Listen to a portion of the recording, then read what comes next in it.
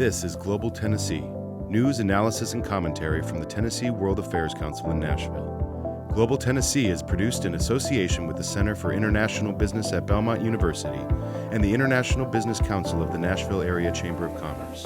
The World Affairs Council is a nonpartisan, nonprofit educational association, and the views expressed on Global Tennessee are those of the participants.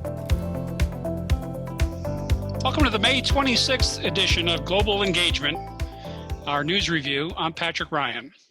And I'm Dick Bowers. Today we're going to talk about the top 5 topics in the news from the past week.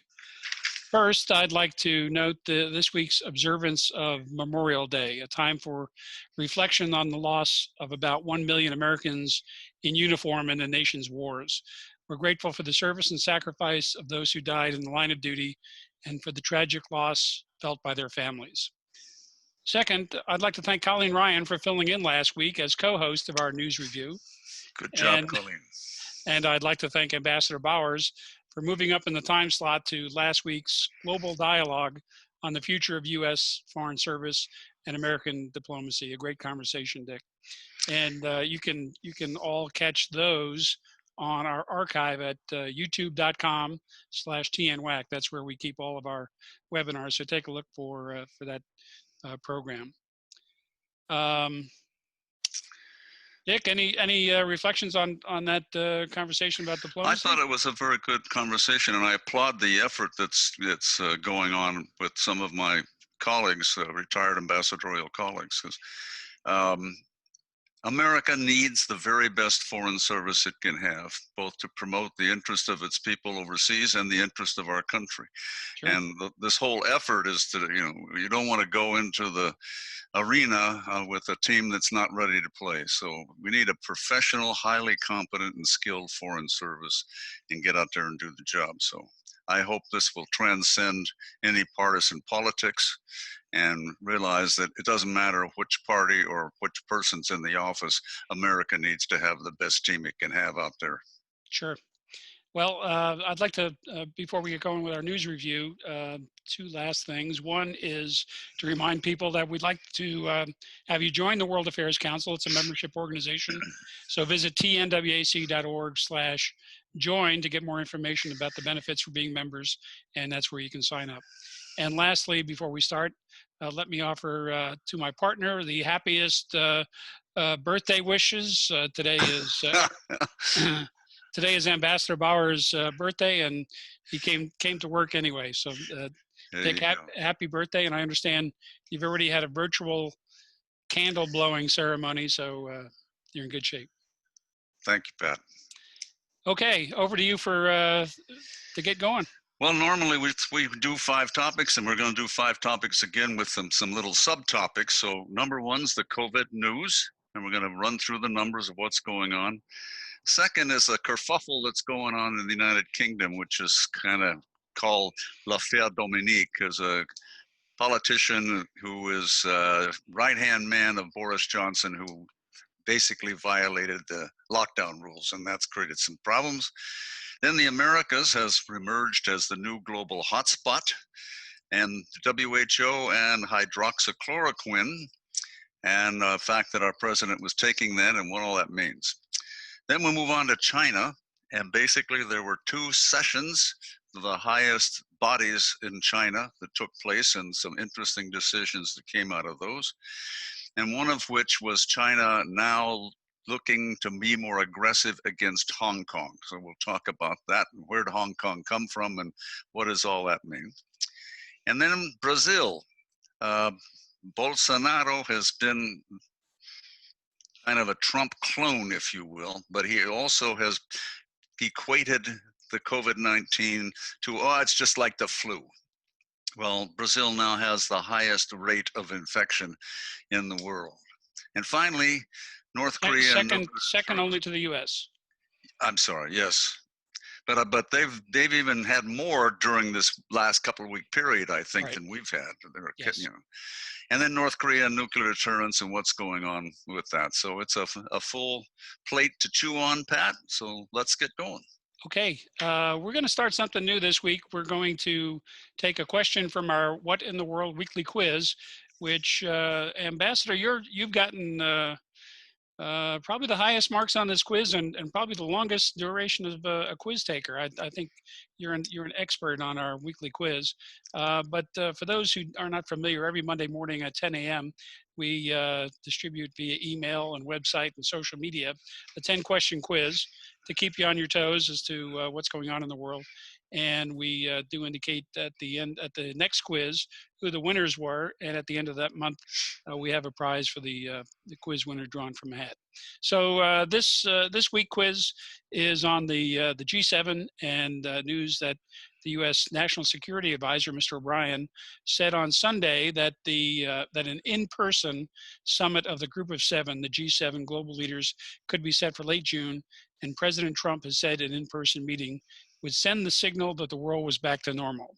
And our question is, which of these countries is not in the G7? And we'll give you the answer at the end of the episode today. Is it A, Canada, B, Japan, C, Italy, or D, Russia? So that's our question of the week. Okay, we're into topic one, our COVID update, and we are going to go through the numbers.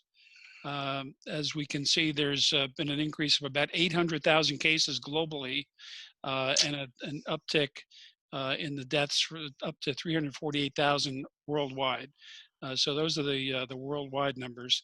The increase on a linear scale is continuing to head upward. No indication that the level is flattening off worldwide, but we are seeing that in some countries they are bouncing back and starting to open up, and in places like Brazil, as Ambassador Bowers mentioned, they are seeing an uptick in a significant way. U.S. cases, sadly, were up to 1.7 million coronavirus cases and just shy of 100,000 deaths in the United States as a result of COVID. So let's take a look at some of the snapshots in the news in COVID developments. Dick, you want to talk a little bit about l'affaire Dominic? Well, Dominic Cummings is a right-hand man for Prime Minister Boris Johnson, and he came down with COVID-19, and his wife was symptomatic, and they live in London where he has a child. They have a family home that's about 250 miles or so away from London. So rather than go into quarantine in London, he decided to hop in his car with his wife and with his child and head back home. So this violated the sort of standing lockdown rules that were out there.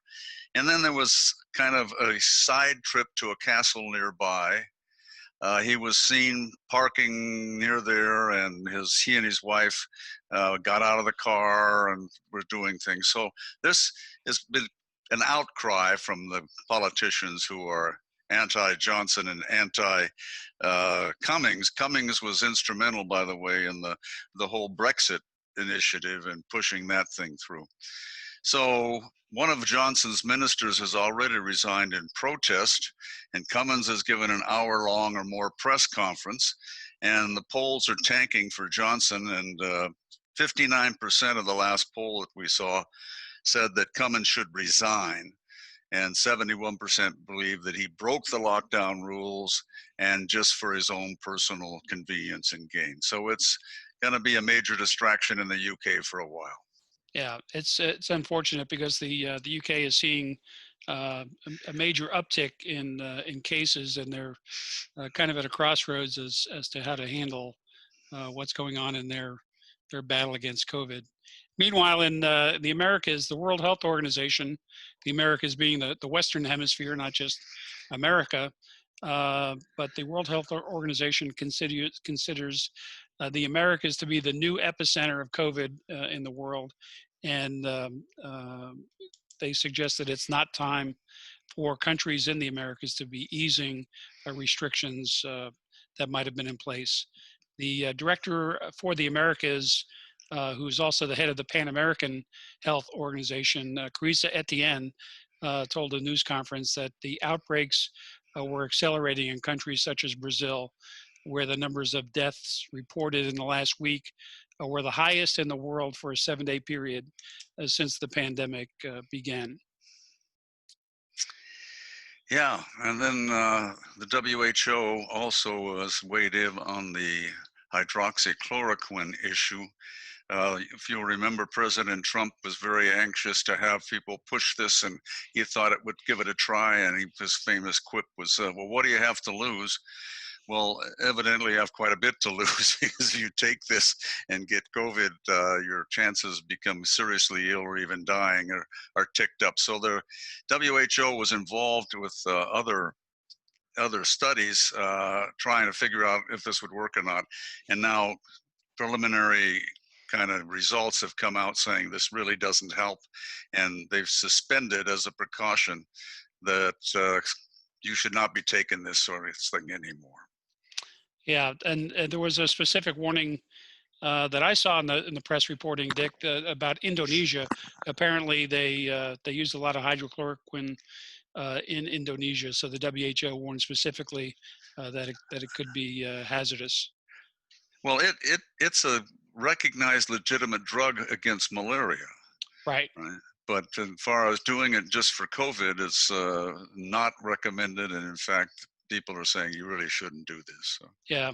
Well, even in use against malaria, it does have risks. Yeah, that's side associated effects. with it. Yeah, for sure. Okay, let's move into topic 2, China and what is known as the 2 sessions. And this is an annual meeting that was set for, I believe it was early March, was postponed due to the pandemic in China. And it consists of 2 organizations, 2 bodies, the National People's Congress, the NPC, which is the top legislative body in China, and the Chinese People's Political Consultative Congress, the CPPCC, which is a political body, part of the Communist Party infrastructure in China. And the China's top leaders, they come together for this annual meeting to discuss a variety of national security, economic, and other issues that are on the table for the country to consider. One of the notable conclusions this year was that they acknowledged that the economy had dropped 6.8% in the first quarter of this year, and that was really kind of a startling statistic to see.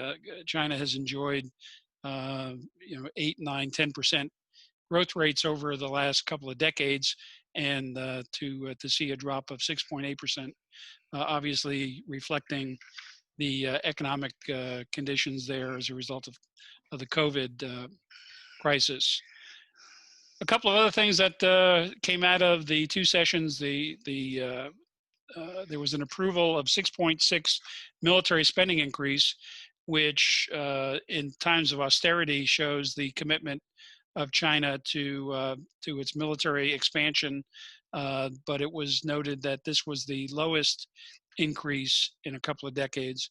So the military is continuing to get emphasis, but they're having to back off a little bit compared to some other annual increases.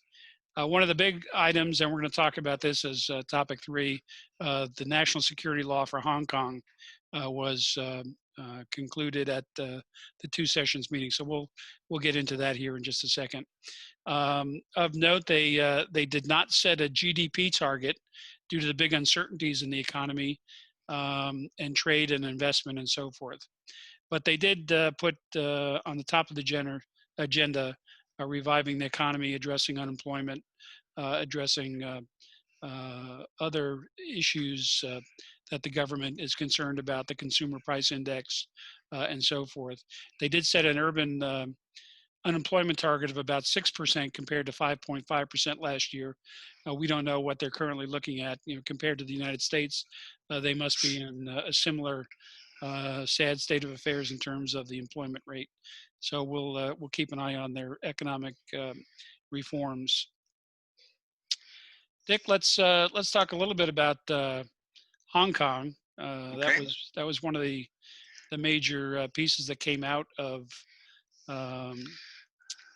How about a The little background? I mean, I imagine there are some viewers, listeners out there saying, well, what is the deal with Hong Kong? What is it? So physically, it is a part of China. And there you bring the map up, you see where you have it circled down there, Pat. I was going to do the panhandle of Alabama, Florida, Okay. but there are no hurricanes coming, so that was my Sharpie contribution. So basically, back in the 1800s, early 1800s, Britain, the UK, was moving around the world and acquiring colonies. And one of the things that they did was they went to China and they got involved with what's called the Opium Wars. And that led to the defeat of China, which was undergoing all sorts of internal strife at the time, and there wasn't a strong central government. But that government that did exist ceded Hong Kong to the British Empire in 1842 through the Treaty of Nanjing. And that was sort of ended the first Opium War. And then Hong Kong became a British crown colony. Basically, Britain acts as if they're sovereign in that area. And then there was a second Opium War in the 1860s in Kowloon, which is on the map on the bottom right there, sort of in the center. Kowloon was also ceded to Britain. And then finally, the British decided to rent for 99 years and lease these new territories, which expanded, and now that whole area, the Hong Kong Island, Kowloon, and the new territories was under British sovereign jurisdiction. So then Britain basically acted as if they were sovereign there for a long time. And then after the Second World War, Britain started retreating and moving back and giving up many of its colonies, including Singapore. And he cut a deal with China in 1984 for a new arrangement. So sovereign and administrative arrangement that said basically as of 1997 that there would be the principle of one country, two systems. So basically Britain recognized the residual sovereignty of China over the Hong Kong area. And the deal was supposed to keep going for 50 years or until 2047. And now that deal is being questioned. And Pat, maybe you can get into why they are doing what they're doing. Well, yeah, Dick, I think this also came out of the two sessions. China basically has, Beijing, the central government has basically lost its patience with what's going on in Hong Kong, and we'll get another slide up here that might be helpful. Yeah, well, there have been riots going on in Hong Kong for months, if not the last couple of years, and huge manifestations. China basically is trying to backpedal from the one country, two system agreement and wants to impose its authority and its desire to do all things in Hong Kong rather than allow the Hong Kong people to have a measure of their own independence and freedom. Yeah, I think people have seen the news reports and the street rioting and what's been going on in Hong Kong. I guess for about 10 years or so, there was the Umbrella Revolution and fights in the streets and fights in train stations, and Beijing had mass troops on the border of the new territories, but they held off getting involved directly, although there was a lot of rhetorical influence that was exerted. But now, as a result of this two sessions meeting, they've said that enough is enough, and they're putting in place what they call a sound legal system and enforcement mechanism, and that there was no mention in the statement about the principle of Hong Kong people governing Hong Kong, and that that the Chinese government was going to institute a new law that would prescribe what they term secessionist and subversive activity. So it looks like there's going to be a lot of pushback on what's going on in Hong Kong in terms of the influence of the central government in Beijing. As you can imagine, there's been a lot of pushback from the United States. President Trump has reacted directly. He vowed that the U.S. would react strongly if this law was enacted, and there's been a lot of outrage on Capitol Hill as well. But I guess the postscript for this story, Dick, is what about Taiwan? What does this signal about Taiwan?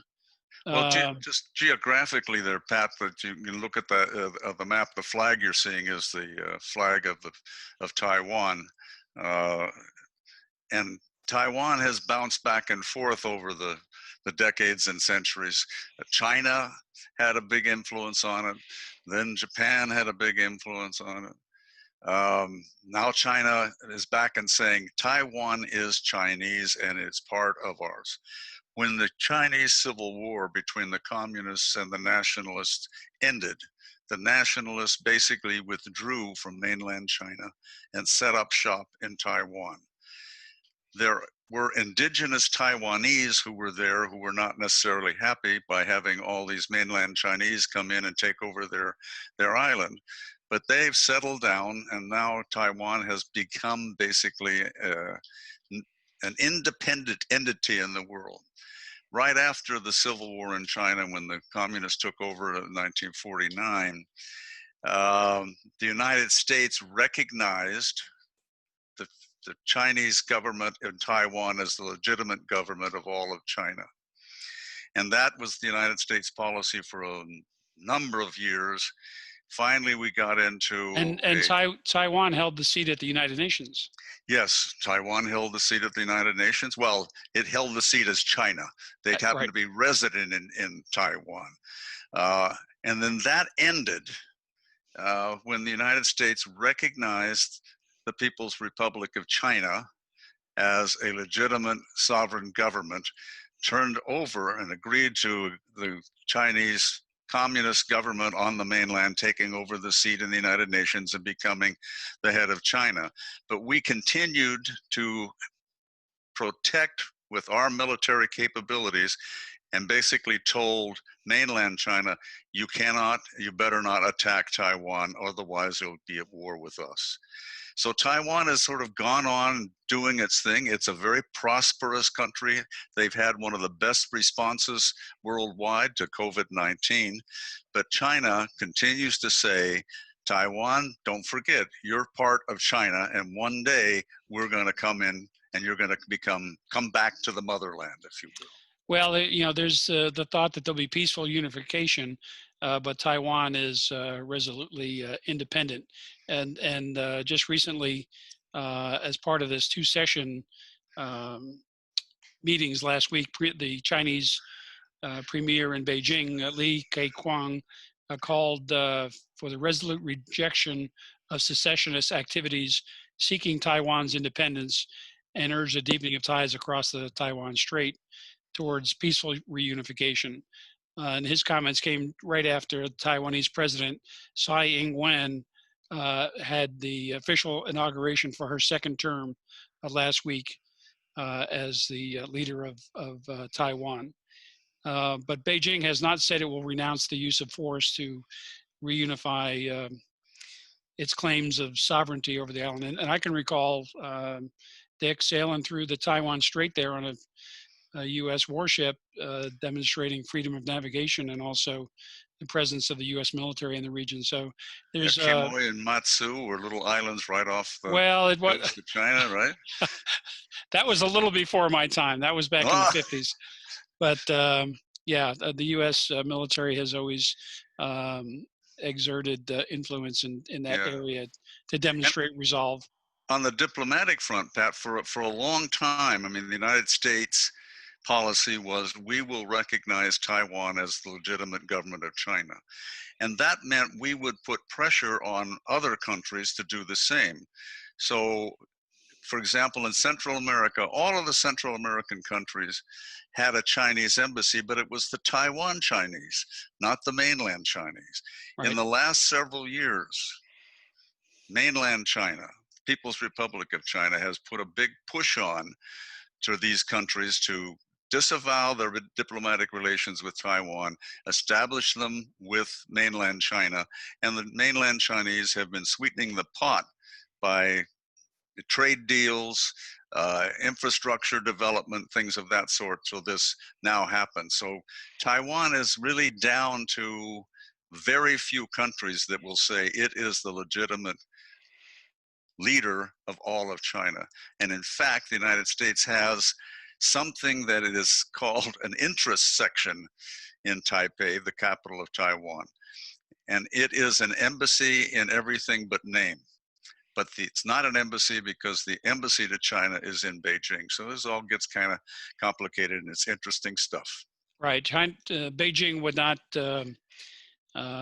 accept relations with countries that had relations with Taipei. So yeah, slowly but surely, the countries have been moving away from Taiwan and towards the PRC.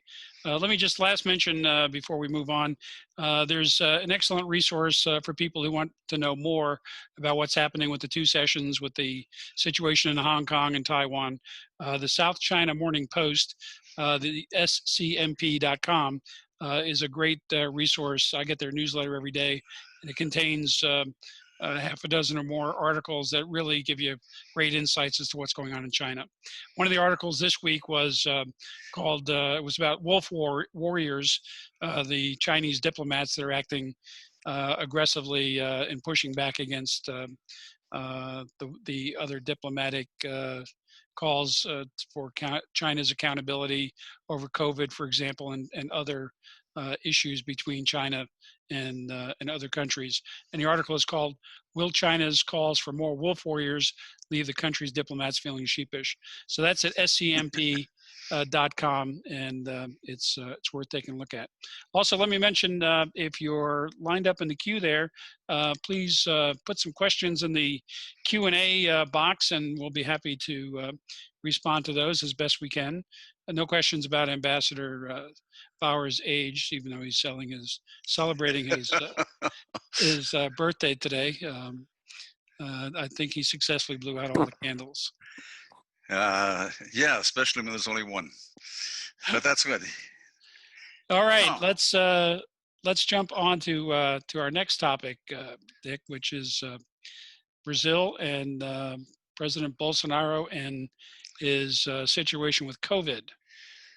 Okay, well, just start with the map, if you will. That green area, that's all Brazil. So one of the interesting things, if you go around the top of that map, and the number of countries that border on Brazil in South America, a lot. And Brazil is larger than the 48 states of the United States. We get bigger if we throw in Alaska, but otherwise Brazil is a larger country. So it's got a lot of land space. And probably, 2/3 of that to the left going west are tropical rainforests. And they are being besieged quite a bit. And you all have heard about how they've been turned into cattle ranches and soybean production facilities. So Brazil's out there. Now they've had a president named Jair Bolsonaro. Dick, I don't want to interrupt here, but I never really, until you mentioned that, it never occurred to me that Brazil touched that many South American countries. That's incredible, except for what, Ecuador and Chile? Ecuador and Chile do not have a border with Brazil, but everybody else does. And you were ambassador to Bolivia, so you were smack in the middle of that. I was there. In fact, I did something illegal once, Pat, because no. because if you that border between Bolivia and Brazil, right? There's a river that's going down there, and I was in that area. It's tropical rainforest. It's pristine. It's beautiful. On the Brazilian side, there was some development. On the Bolivian side, there was no development. So without a visa, I went into Brazil and we bought a lot of beer. Took it back. They were happy. We were happy. But it's quite a wonderful thing. I take it the statute of limitations has run out. I would hope so. No, I think that's at that border, it's pretty porous. I mean, there are a lot of people going back and forth because of the river is Oh, sure. Yeah, not that control. sure. So, Mr. Bolsonaro has been a political ally of President Trump. And basically, only the United States can claim more coronavirus cases now, as Brazil has the second highest worldwide number of cases with 377,000, almost 100 times more than it had when Bolsonaro made his macho boast back in March that, quote, no little flu is going to take me down, unquote. So a recent poll found that I think 58% of Brazilians rated his response as bad or terrible, and only 21% called it good or excellent.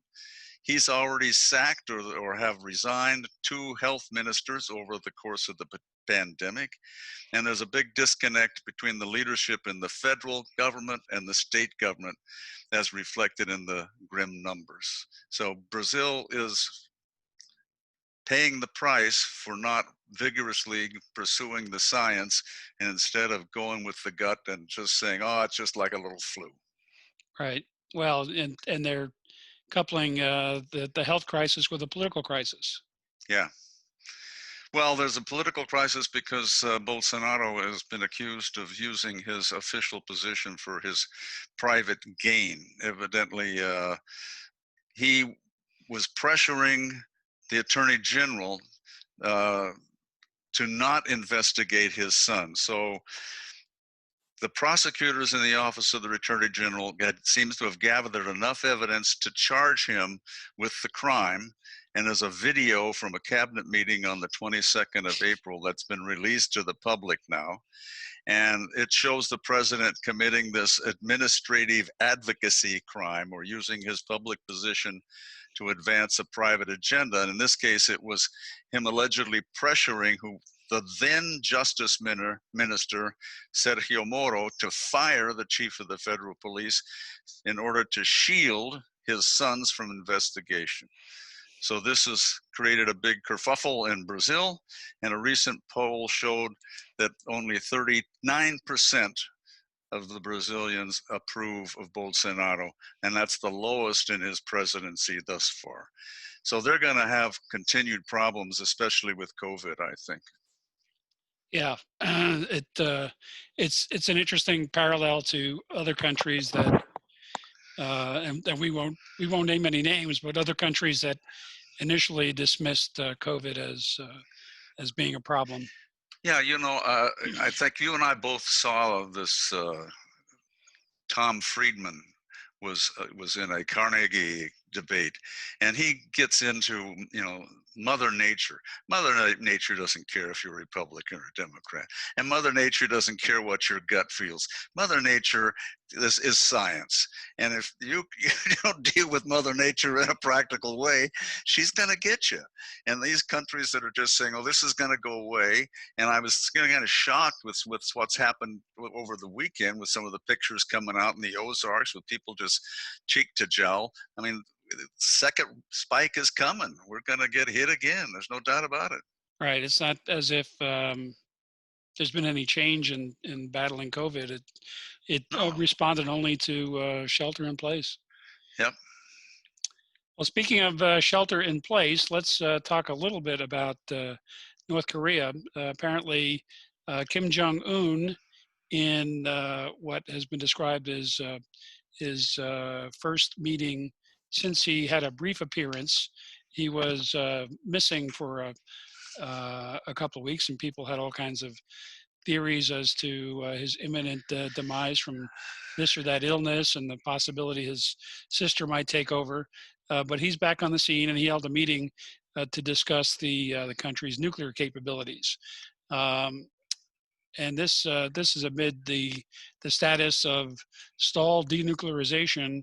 You may recall, Dick, what was it, 2 years ago, the meeting in Singapore with President Trump, and then a follow-up in Hanoi in which Kim Jong-un indicated that they were ready to denuclearize, but really didn't commit to a timetable or freezing programs in place.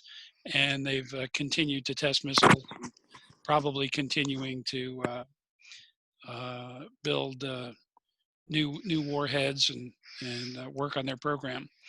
So this meeting was somewhat interesting because the tone of the conversation was that North Korea's armed forces needed to be beefed up so that they could, quote, reliably contain the persistent big or small military threats from hostile forces, which means the United States.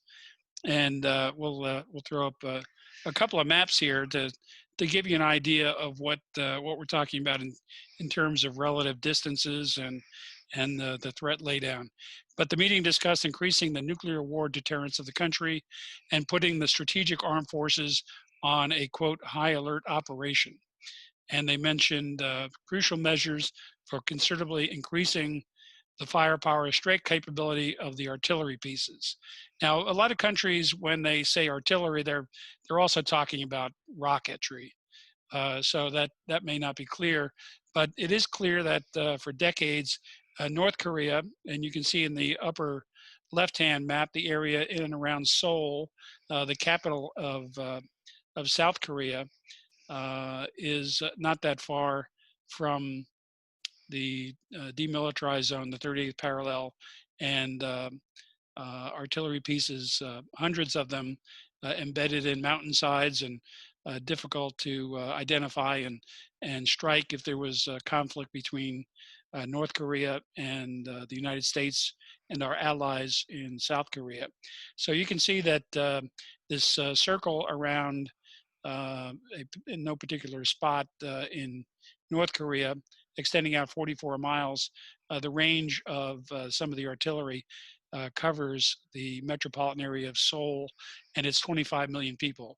So even without nuclear weapons, they hold the capital of South Korea at risk just through the sheer firepower of their artillery directly across the DMZ.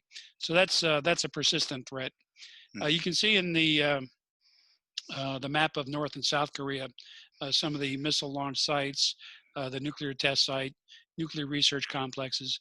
So a lot of that is spread out across North Korea, and I'm certain that the U.S. intelligence community is working at keeping track of developments at those facilities. Lastly, the map with the rings shows the range at which some of its missiles, intercontinental ballistic missiles, and theater surface-to-surface ballistic missiles could reach. And the furthest ring for a missile that we believe, from what I've seen in reports, may be operational and they may have been able to mate a nuclear warhead with, although there's not a 100% certainty, at least in the public domain attached to that, can reach the United States from North Korea. So they do pose a threat to our allies in the region. You can see the rings easily reach across Japan, Guam, and so forth. So they pose a threat also to our allies in Australia, but they now are reaching out with missiles and warheads that could reach the American homeland. So we'll keep an eye on that, Dick, and just as a retired American diplomat, diplomacy requires persistence. It requires the ability to engage your adversary, and it requires compromise, and it takes a long time to get what you want. The fact that Donald Trump just declared victory and nothing has happened is not a good thing. So I do not think the North Koreans will be giving up their nuclear capability anytime soon. Well, the head of the intelligence community, the last director of national intelligence, Mr. Coates, went before Congress sometime after the Singapore summit and said with no ambiguity that North Korea would not give up its nuclear weapons. So we're kind of where we were 3 years ago. Well, we've been that way for a long time. I mean, various administrations have tried one way or another to try to get this thing off the dime, but it has not occurred. Well, in terms of mating a nuclear warhead with an ICBM that could reach North America. Yeah, they've certainly been working, pulling our chain on the nuclear issue since the Clinton administration, Yeah. all the way through. But we're now in kind of a different world in terms of their capability.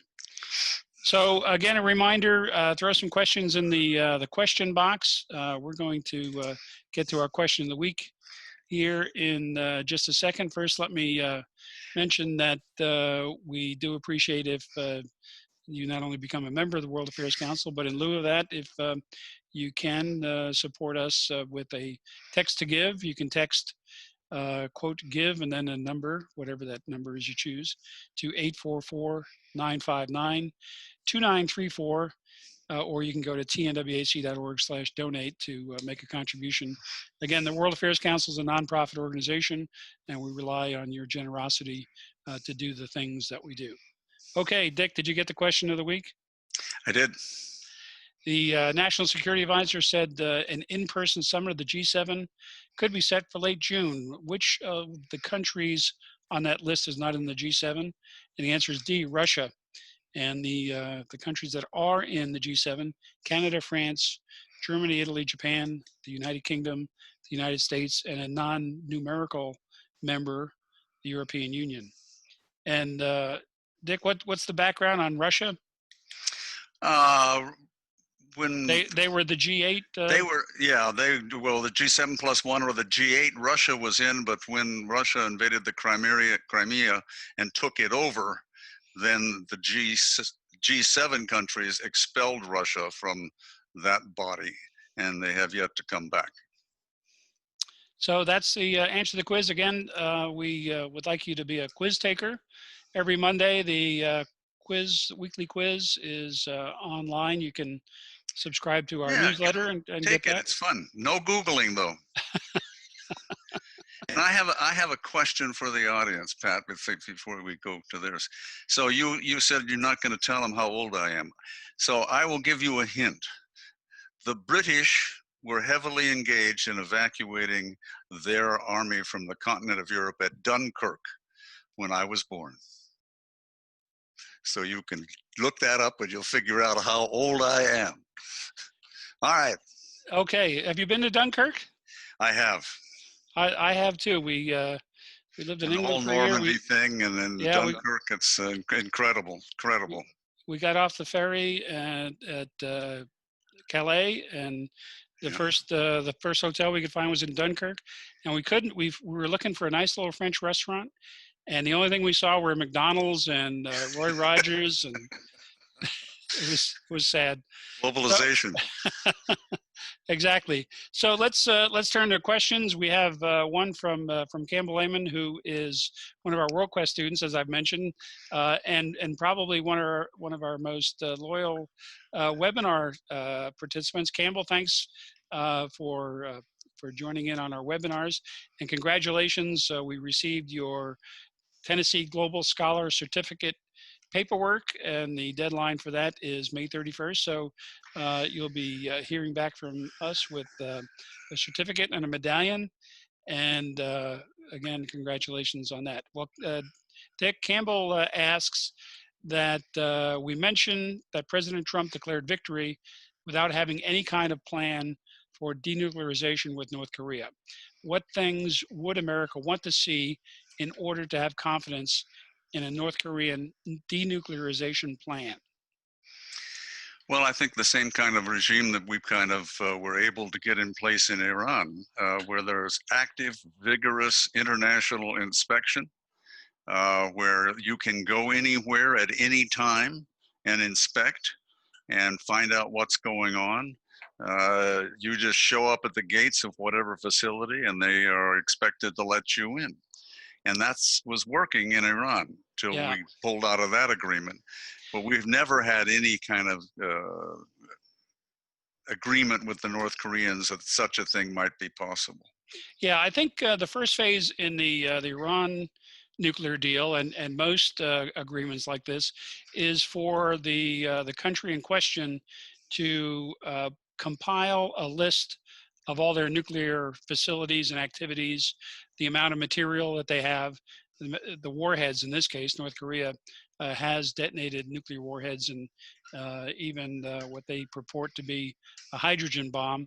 So all these things would have to be put together in documents so that we would have a baseline of what the inventory looked like in terms of factories and bases and technicians and so forth. And then, as Ambassador Bowers mentioned, a regime probably facilitated by the UN and the International Atomic Energy Agency, the IAEA, that would have inspectors on the ground that would look over actually visiting the sites and documenting.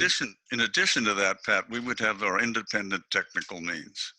So our satellites, covering their territory, we can pretty much look down and say, hey, they're building a new facility in this particular region. And then there are possibilities of getting information from individuals who are resident in the area, who will be willing to share that kind of data with you. So it's a composite of the various ways of getting your site, but the key to this is the country has to agree to that inspection. Sure. And in the case of Iran, which would probably have to happen in North Korea to achieve denuclearization, they would have to physically remove fissile material from the country. Right. Dismantle all the bombs. As they did in Iran. And yeah, and we did this with the Soviets after the end of the implosion of the Soviet Union, the dismantling under treaties of various kinds of nuclear weapons. And this was all both sides looking at who's doing what and taking the plug out and getting rid of the stuff and smashing up rockets and doing things of that sort. Same thing in Libya. Yeah, exactly. Libya had a nuclear program. So great question, Campbell. We appreciate that. And again, congratulations on being a global scholar for this year. Well, Dick, we're pushing up against time. Any last comments on any of our stories today? It seems we're spending a lot of time on China. Yeah, but China's an important place. Yeah, people are talking about decoupling and reducing our relationship. Part of the deal is what do we want? What is the United States policy towards China? What are we trying to achieve with China? I mean, the idea that we're going to try to go it alone on COVID-19 or go it alone on anything is, to me, kind of a silly kind of thing. So we need to figure out what kind of relationship we want to have with China and how do we go about doing that. Right. And I fear that right now it's just, calling names at somebody rather than actually working. China and the United States need to work hand in glove to take on COVID along with the rest of the world. And you cannot solve this kind of pandemic just by yourself. So, right. There are larger global issues that we can't do alone. Yeah. Climate change, pandemics. Well, at the height of the Cold War, the United States worked with the Soviet Union to get rid of smallpox. And we've worked with all sorts of adversaries trying to get rid of polio. Right. So it's important to have a working agreement with everybody. Okay, well, speaking of COVID, tonight, our webinar at 7 p.m. Central Time is Global Nashville with Carl Dean, and former Nashville Mayor Carl Dean will be talking with Dr. James Hildreth. He's the president of the Meharry Medical College.